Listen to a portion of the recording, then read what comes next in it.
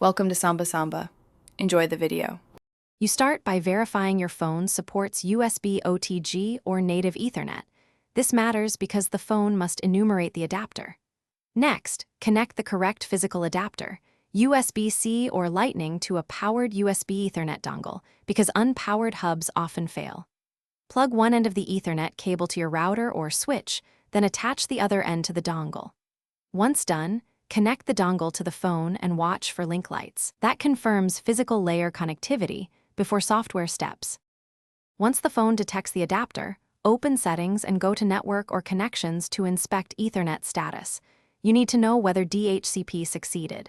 If DHCP fails or your network uses a fixed address, choose Static and enter IP, Gateway, Mask, and DNS. This ensures proper routing and name resolution. Make sure you understand why you choose static, control, and stable addressing. Also, decide whether to disable Wi-Fi so the phone uses the wired route. Otherwise, interface priority may keep. You finish by validating the connection. Open a browser, run a speed test, or use a ping app to confirm packets flow. If you see no traffic, inspect physical indicators. Link LEDs on the adapter or switch, and try a different cable or port to isolate hardware faults.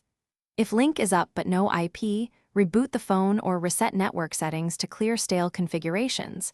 This often forces a clean DHCP negotiation. If problems persist, try an alternate adapter or test the same adapter on another device. Thanks for watching. Consider subscribing if we helped you.